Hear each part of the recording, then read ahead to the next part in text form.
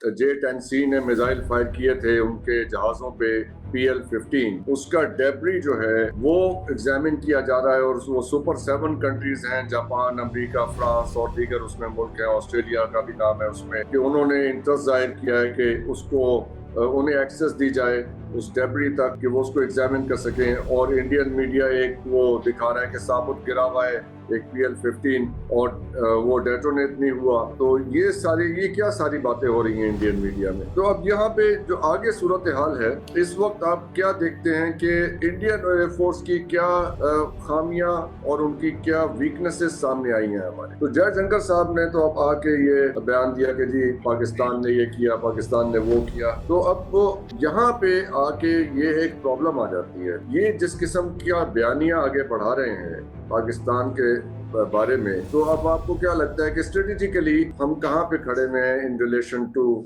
There narrative? Watch Federal Post. Bold and independent.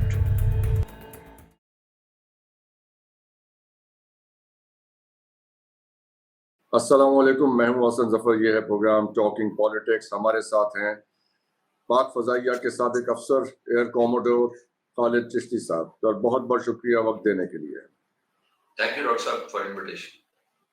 Sir, एक propaganda हो रहा है इंडिया की तरफ से कि जो पाकिस्तान के J-10C ने मिसाइल फायर किए थे उनके जहाज़ों पे PL-15, उसका डेब्री जो है वो एग्जामिन किया जा रहा है और वो सुपर 7 कंट्रीज हैं, जापान, अमेरिका, फ्रांस और दीगर उसमें मुल्क हैं, ऑस्ट्रेलिया का भी नाम है उसमें, कि उन्होंने इंटरेस्ट जाहिर किया है कि उसको उन्हें एक्सेस दी जाए उस डेब्री तक कि वो उसको एग्जामिन कर सकें। और इंडियन मीडिया एक वो दिखा रहा है कि साबुत गिरा हुआ है एक PL-15 और वो डेटोनेट नहीं हुआ।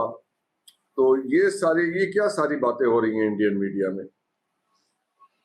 देखिए, PL-15 में 3 ऑप्शंस होती हैं जब वो मिसाइल फायर होता है। PL-15 जब लॉन्च किया जाता है पेरेंट एयरक्राफ्ट से, तो वो ट्रेवल करता है तकरीबन जो 200 किलोमीटर या प्लस उसकी रेंज है। वो 2 स्टेज मोटर होती है, एक मोटर उसको इनिशियली लेकर चलती है, उसके बाद वो अपना रडार ऑन करता है और जो उसको लास्ट इंस्ट्रक्शन दी गई है वो दुश्मन के जहाज की तरफ हमलावर होता है और रवाना हो जाता है। स्पीड उसकी 3 से 4 गुना स्पीड आवाज से ज्यादा होती है, माक 3 या 4 होती है। इस दौरान फर्स्ट ऑप्शन ये है कि वो कंफर्म अपने रडार के थ्रू लॉक करके टारगेट को हिट करता है। और जब करता है millisecond before a few hundred feet away, वो जो पेरेंट एयरक्राफ्ट होता है उसको सिग्नल देता है अपने एक्टिव होने का, एक्नॉलेजमेंट देता है मैं एक्टिव मतलब ये है कि जो जिस पायलट ने लॉन्च किया है वो मिसाइल, उसको कंफर्मेशन हो जाती है कि वो हिट कर गया टारगेट को, बिकॉज उसका मतलब ही था, एक्टिव होने का मतलब ही ये है कि मैं हिट करने लगा हूं। एक बात। दूसरी ऑप्शन होती है उस मिसाइल के अंदर कि अगर वो मिसाइल किसी वजह से कोई फ्लेयर फायर कर ले, कोई डिफेंसिव मैनूवर कर ले या एस्केप किसी तरह अपने आप को प्लेसिंग कर ले, और अगर इस मिसाइल को लगे कि ये डायरेक्ट हिट नहीं करेगा उस जहाज को, तो फिर ये मिसाइल अपने आप को प्रॉक्सिमिटी फ्यूज कैटेगरी में ले जाता है। प्रॉक्सिमिटी फ्यूज का मतलब होता है कि उसकी क्लोज विसिनिटी पे जहां ये नियर तरीन गुजरेगा उससे, वहां ये खुद फट जाएगा, जिससे जाहिर है वो जो टारगेट जहाज है उसको वो डैमेज करेगा, डेब्रिस उसको लगेगी जाकर तो डैमेज करेगा। तीसरी ऑप्शन ये होती है कि अगर इस मिसाइल को ये लगे वो जहाज मिस हो गया किसी वजह से, फॉल्ट टुगेदर, और किसी वजह से प्रॉक्सिमिटी फ्यूज, तो ये जमीन पर गिरने की बजाय सेल्फ डिस्ट्रक्ट मोड में चला जाता है, यानी अपने आप को खुद तबाह कर लेता है, उड़ा देता है, ताकि इसकी डेब्रिस जमीन पर ना आए। तो ये हिंदुस्तान सिर्फ प्रोपेगेंडा कर रहा है। अब अंदाजा लगाइए कि बजाय अल्लाह माफ करे आप जहाज गिराते, आपको अपना फख्र कौम को भी बता सकते, अब आप सुपर 7 को ला रहे हैं कि हम आपको मिसाइल दिखाने लगे हैं। ये अभिनंदन वाला ही चक्कर है, जब आपको मिला मिसाइल लगा था तो आप मिसाइल दिखाकर खुश हो रहे थे। तो आप अपनी अपनी खुशियां जो है उसको रियल सेंस में लाएं, आप मुकाबले में आए, बजाय मिसाइल इकट्ठे करके दुनिया को इकट्ठा करें कि हमने बड़ी चीज इकट्ठी कर ली, सस्पेंस इकट्ठा करके चले। इतना डिफेंसिव और डिफीटेड माइंडसेट, मैं हैरान हूं कि आप इसी को सेलिब्रेट कर रहे हैं कि हमने मिसाइल पकड़ लिया। मैं तो हैरान नहीं हूँ डिफीटेड माइंडसेट पे, क्योंकि मैंने बड़ा एंगेज रहा हूँ मैं इनके साथ और मैं इनकी बातें सुनता रहा हूँ जिस तरह की ये बातें करते हैं। वैसे मुझे तो सर वो दिन भी याद आते हैं जब पाकिस्तान की क्रिकेट टीम इंडिया में खेलती थी और इन्हें हराती थी, तो उनका क्राउड कैसे रिएक्ट करता था।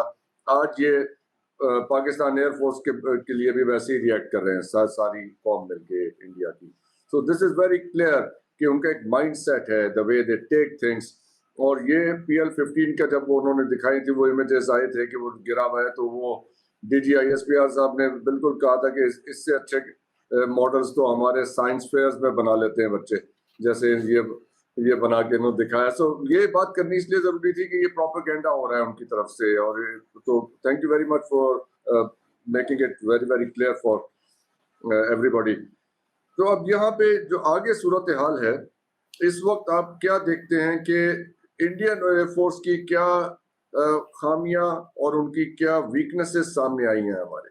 डॉक्टर साहब, जो as a student of air power या as a student of strategy, मैं बिल्कुल न्यूट्रल होकर मैं एनालिसिस करूंगा, इसलिए नहीं कोई दुश्मन है। देखिए, सबसे बड़ी कमजोरी में रही है कि उन्होंने अपनी फोर्स को, स्पेशली एयरफोर्स की मैं बात करूं, एक तो उनका ट्राई सर्विस उस तरह इंटीग्रेशन नहीं थी जिस तरह हमारी आइडियल। हमारी 65 और 71 की जंग और कारगिल की निस्बत हमारी बहुत ज्यादा स्ट्रॉन्ग इस दफा आर्म फोर्सेस की इंटीग्रेशन, पहली बात। दूसरी बात यह है कि हिंदुस्तान की फिजाइया अभी तक Soviet union concept of operation पर ऑपरेट करती है, जो मेरी नजर में है, जो मैं उनके बारे में जान सका हूं, उनकी एक्सरसाइजेस और उनके बारे में। और वो सोवियत यूनियन का कॉन्सेप्ट ऑपरेशन ये था, इट्स लाइक एन जहाज होते हैं, वो एक एयरबोर्न आर्टिलरी है। यानी ये कॉन्सेप्ट था रशियन कोल्ड वॉर के जमाने में कि ये एक गन है जिसको हवा में उड़ाया जाता है और फायर किया जाता है। अब वो दुनिया नहीं रही है, दुनिया बहुत आगे आ गई है, मिसाइल आ गए, बियॉन्ड विजुअल आ गए, बैलिस्टिक मिसाइल आ गए। और उनमें एक और था जो अभी भी कॉन्सेप्ट मेरी नजर में उधर फॉल्ट ये है कि वो इंटीग्रेशन नहीं है उनके ऑपरेशंस में। देखिए, हमारे जहाजों के जितने थे, हम मल्टी डोमेन ऑपरेशन, हम इसको MDO कहते हैं, जिसके तहत हम करते हैं। दैट मींस हमने मल्टी डोमेन ऑपरेशन का मतलब ये है कि हमारा जो JF-17, F-16, मिराज या किसी जहाज में भी पायलट बैठा हुआ है, वो स्टैंड अलोन नहीं लड़ रहा।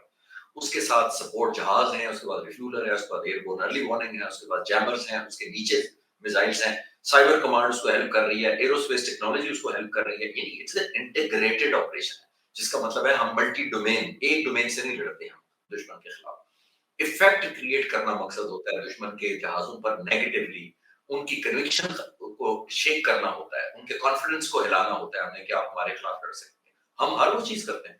और हम पीस टाइम में एक large employment of forces LEF करते रहे हैं, जिसका मतलब है हम तो पीस टाइम में 150 जहाज उड़ाते हैं, पाक फिजाइया करती है, अपनी ट्रेनिंग करती है। इसलिए हमारे 70 जहाज हमारे लिए तो सरप्राइज नहीं था कि अगर 70 जहाज आ गए तो हम घबरा जाएंगे। इंडियन एयरफोर्स ऐसा नहीं कर रही मेरे नॉलेज के मुताबिक।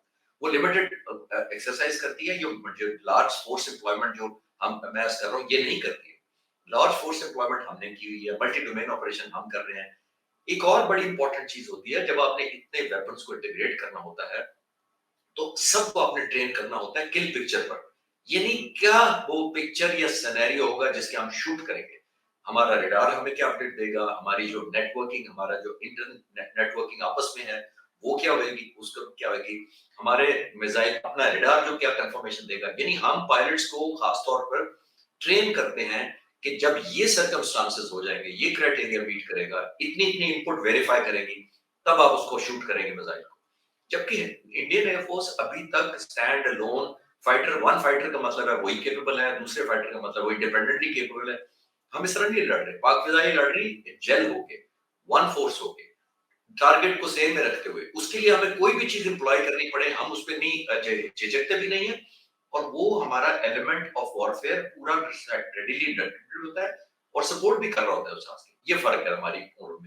राइट। तो मुझे ये समझ आ रही है कि पहले तो 3 फोर्सेस थी, और कह लीजिए कि आम जुबान में कि 3 डायमेंशनल वॉरफेयर था, बहरी, बर्री, फजाई।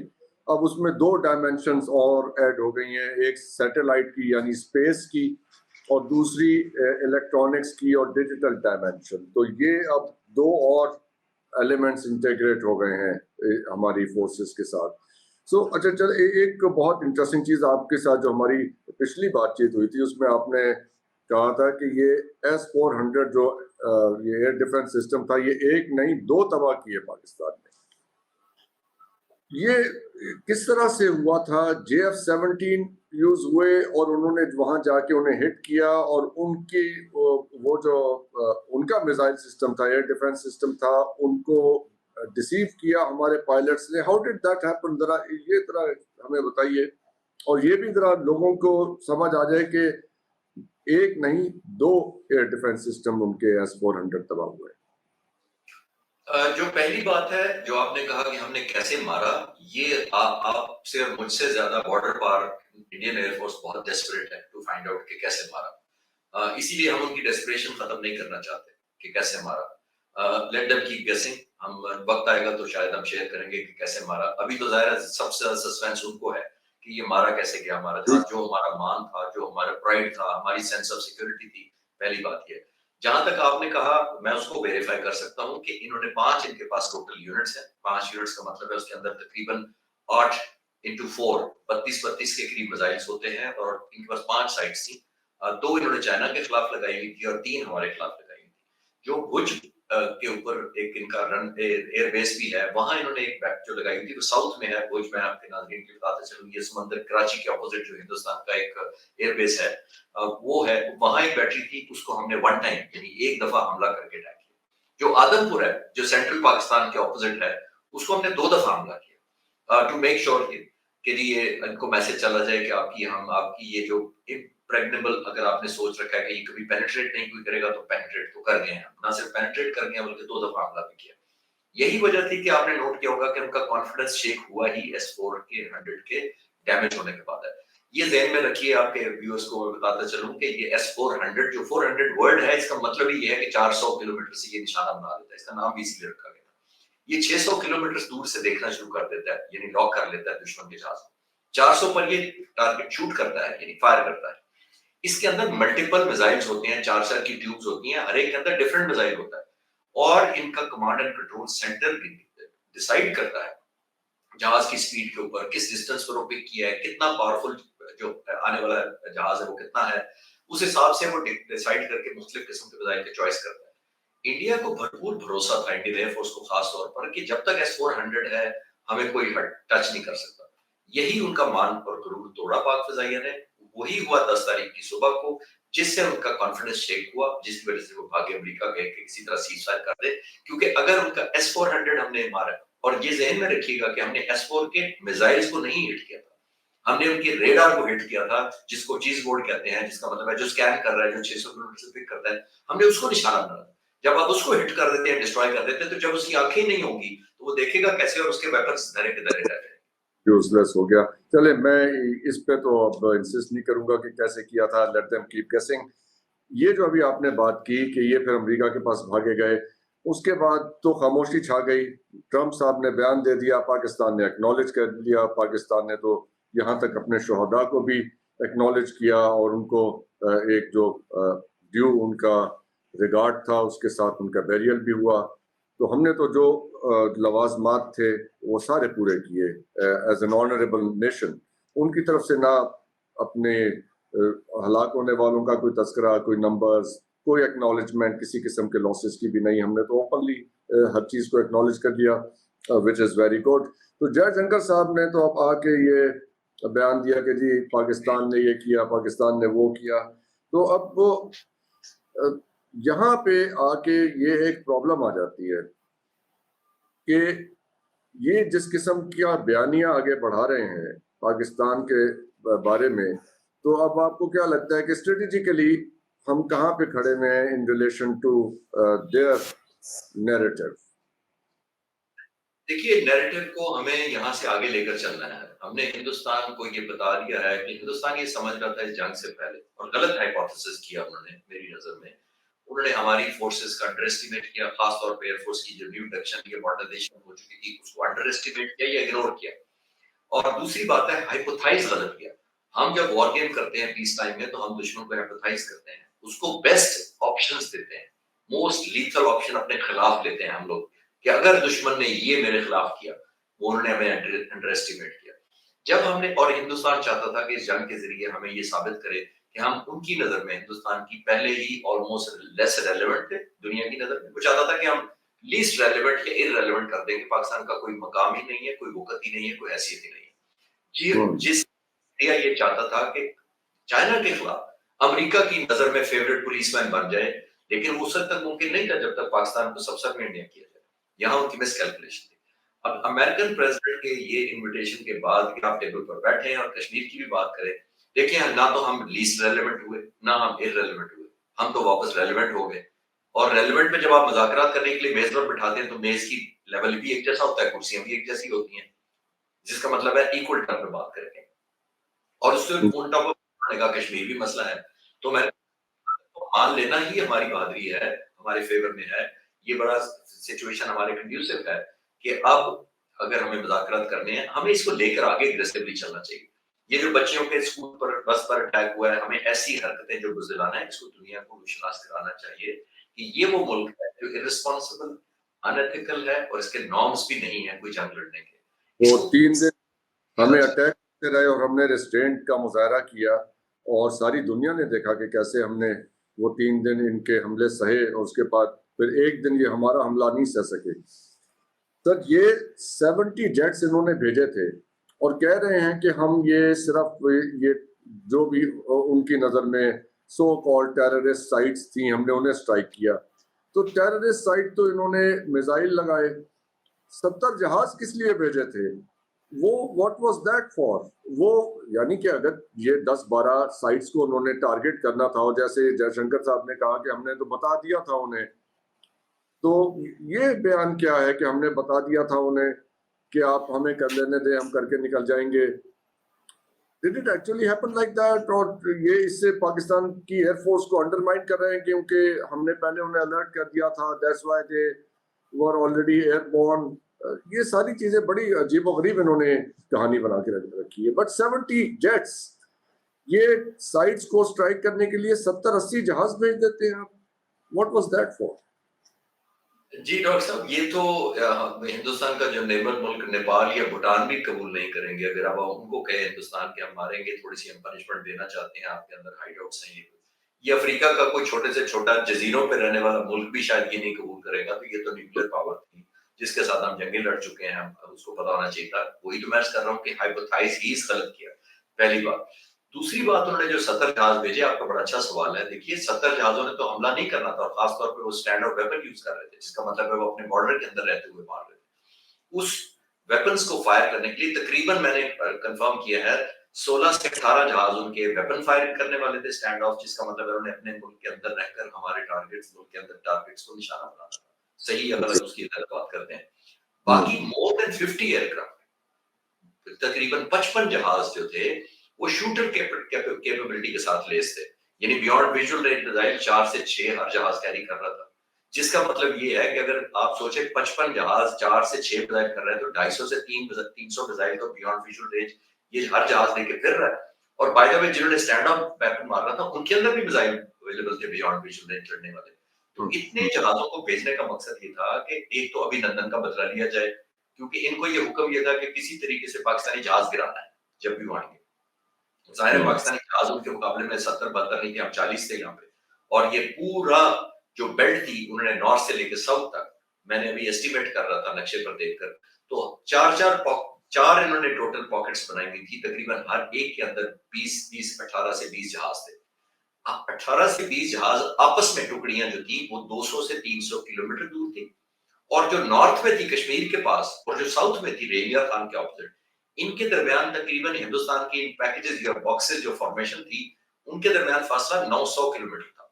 इसका मतलब ये होता है कि आप दुश्मन को रिएक्शन डिलेमा क्रिएट कर दें, यानी दुश्मन ये समझ कंफ्यूज हो जाए कि मैं किसको थ्रेट को पहले लूं किसको बाद में लूं। तो जिसका तो मतलब ही इनका ये था कि जब पाकिस्तानी जहाज हवा में आएंगे तो हम एक अपॉर्चुनिटी जानते हुए, क्योंकि हम इतना डाइल्यूट कर देंगे पाक फिजाइयत, तो इतने नंबर में इतने पूरे पाकिस्तान के पे आएगी नहीं, तो हमारे हाथ जो चढ़ेगा उसको शूट करेंगे, वापस आकर लैंड करेंगे और ऐलान करेंगे कि हमने बदला ले लिया। बजाय इसके कि हमें वो मारते, अल्हम्दुलिल्लाह हमने 6 उनके मलबे में गिराए और बाकियों को जाने दिया, जबकि हम 5 और भी मार सकते थे। क्योंकि उस वक्त हमने इसलिए नहीं मारे कि हम वॉर टर्मिनेशन स्ट्रेटजी पर नहीं गए थे, वॉर डिटरेंस स्ट्रेटजी पर काम कर रहे थे। वॉर टर्मिनेशन हम गए थे 10 तारीख की सुबह, जो हमने किया। राइट। ये फॉर्मेशन जो आप बता रहे हैं, इसमें इंटेंशंस तो मुझे वो नजर आ रही हैं जो इजराइल ने इजिप्ट के साथ किया था। वो सुबह को जाके लो फ्लाइट पे लंबा रूट लेके, इफ आई राइटली रिमेम्बर, तो उनके एयर बेसिस पे जाके उनके खड़े हुए जहाजों के हैंगर्स के ऊपर इन्होंने वो सारा उनको डिस्ट्रॉय कर दिया था, उनकी एयरफोर्स को ग्राउंड पे ही डिस्ट्रॉय कर दिया था। और इसमें अब हमारे पास कोई रिलक्टेंस नहीं है, शक व शुबा नहीं है कि इजरायली कोलैबोरेशन शामिल थी इस हमले में। तो क्या जी इसराइल का वो I'm just trying to draw a connection, maybe not too correct, कि ये क्या वही इसराइली डिजाइन था जो ये लगाना चाह रहे थे कि, क्योंकि देखें सब जो आप बता रहे हैं 250-300 मिसाइल लेके जहाज आ रहे हैं, तो ये कोई 2-4 टारगेट्स जिन्हें ये बहावलपुर और मुरीद के वाला, तो ये फिर इसका मतलब इंटेंशंस नहीं थी, the intentions were far bigger than that. I totally agree with you doctor साहब कि वो इजराइल का जो मॉडल था वो उसको हम कहते हैं प्रीएम्प्शन स्ट्राइक, प्रीएम्प्ट कर देना किसी दुश्मन को इससे पहले वो संभल पाए, आप उसको इतना जोर का मौका मारे या इतना पंच मारे कि वो गिर जाए। हिंदुस्तान का मकसद जाहिर है उस इतने बड़े फ्लीट से यही था कि अगर हमारे रनवे तबाह करना या उस तरह तो नहीं था मकसद, लेकिन उनका ये मकसद जरूर था कि हम इतने ज्यादा जहाज पाक फिजाइया के गिरा दें कि उसके बाद पाक फिजाइया की हिम्मत ना हो कि हमारे साथ जंग कंटिन्यू कर सके और अपने लॉसेस को गिनने में परेशान हो जाए और डिप्रेस हो जाए और एक डीमोटिवेटेड हो जाए कि हम तो लड़ नहीं सकते, हमारा तो एक एनकाउंटर में इतना नुकसान हो गया, खुदा ना। वो अल्हम्दुलिल्लाह नहीं हुआ। उनका मतलब ही जैसे मैंने अर्ज किया कि 55 के करीब जहाज शूटर कैटेगरी में थे जिन्होंने इंगेज करना था हमारे जहाजों को कि जो भी अपॉर्चुनिटी मिले किसी तरीके से हमें उसको किल चाहिए। जबकि पाक फिजाइया के सरबराह ने अपने लोगों को कहा हुआ था कि दुश्मन को जरूर मारो विदाउट लूजिंग योर एरोप्लेन। अल्हम्दुलिल्लाह मैं जितना क्रेडिट पाक फिजाइया के पायलट्स को देता हूं हिंदुस्तान के 6+1 जहाज मारने का, उतना ही क्रेडिट देता हूं कि अपने तमाम वेपन्स को और एयरफोर्स के तमाम जहाजों को बखैरियत अपने अपने बेसिस पर खैरियत से लैंड करवाने का। अल्हम्दुलिल्लाह। आखिरी सवाल सर, वो ये है कि अब ये सुनने में आ रहा है कि जाहिर है कि वो खोल रहे हैं वहां पे बैठे हुए, डिफीट तो हजम नहीं हो पा रही। एक जो उन्होंने बनाया हुआ था अपने बारे में एक सुपर पावर का आइडिया, वो तो उन जहाजों के साथ ही तबाह हो गया। अब वो चाह रहे हैं कि नेवल फोर्स यूज करके वो कोई कार्रवाई करें। इसकी वहां पे भी बात हो रही है और जगहों से भी सुनने में आ रही है कि जी वो जो फ्लीट है 125 जहाजों का, कुछ ऐसा बड़ा फ्लीट है उनका, वहां से वो अरेबियन सी के जरिए को कार्रवाई। हमारी जो फजाइया है, नेवी तो है ही है, फजाइया के पास ये कैपेबिलिटी है कि इनके ये जो शिप हैं उनको हिट कर दे, यानी एयर टू सरफेस या एयर टू सी, पता आई डोंट नो कि उन मिसाइलों को क्या कहते हैं, कि वो समंदर में कार्रवाई करके इनके जहाजों को डबो दे। जी डॉक्टर साहब, ये बहुत अच्छा सवाल है आपका और ये बड़ा पर्टिनेंट है कि हिंदुस्तान चाहेगा कि किसी तरीके से अगर जमीन पे भी नहीं कर सके, पाकिस्तान की जो जमीन में फिजा है उस पर भी नहीं कर सके, तो वो समंदर की ऑप्शन निकाले। लेकिन लेट मी टेल यू कि मैंने अभी अपने यूट्यूब चैनल पे एक डॉक्यूमेंट्री डाली थी चंद हफ्ते पहले, उसमें मैंने यही जिक्र किया था जो समंदर पे हमारी काबिलियत है हिंदुस्तान को बहुत परेशान करेगी। वो भी हिंदुस्तान के पास जो बराक मिसाइल है, एक सरफेस टू एयर, वो ज़हन में रखिएगा कि वो इजराइल के साथ मिलकर जॉइंट बना कोलैबोरेशन से बनाया गया बराक, और वो उसकी 100 किलोमीटर रेंज। जो हमारे जहाजों के पास मिसाइल है एंटी शिपिंग जिसका आप जिक्र कर रहे हैं, हमारा 125 किलोमीटर से भी ज्यादा है, तो हमारा उधर भी एज है, हम उधर भी इंशाल्लाह सरप्राइज है। और आपने एक और चीज नोट की होगी कि उन्होंने कहा था कि हम अपना विक्रांत लेकर आ रहे हैं, एयरक्राफ्ट कैरियर को लाएंगे समंदर में ओपन में। वो क्यों नहीं लेकर आए? आपने नोट किया होगा, वो लाए गए और फिर उसको गायब करा दिया गया वहां से। वो किसकी वजह से थी? वो पाकिस्तान की फिजाइया की वजह से था कि पाक फिजाइया ने डिटरमिनेड प्लान किया हुआ था कि अगर वो समंदर में लाएंगे तो जितना भी डीप हो हम उसको जाकर हिट करेंगे और जितना भी डेंजरस मिशन हो। इसीलिए उनकी हिम्मत नहीं हुई पूरा उसको जंग के दौरान, देख लें आप, एक्सपोज करने की अपने विक्रांत को। वो हमारी रेंज से उसने और हिंदुस्तान की जो समंदर है उसे बहुत बाहर रखा। यही वजह थी।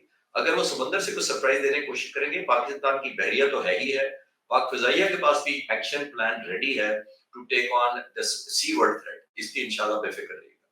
बहुत बहुत शुक्रिया एयर कोमोडोर खालिद चिश्ती साहब, ये सारी बातें बहुत ज़रूरी थी हमारे लिए और पर्सनली मेरे लिए, ये क्योंकि हम सुनते हैं उनका प्रोपेगेंडा, तो ये मैसेज जो है हमारे अवाम के लिए भी ज़रूरी है कि वो कॉन्फिडेंट रहें अपनी फोर्सेस के बारे में, और दुश्मन के लिए भी ज़रूरी है कि कोई एडवेंचर करने से पहले 1000 दफ़ा सोचे। बहुत बहुत शुक्रिया। पाकिस्तान।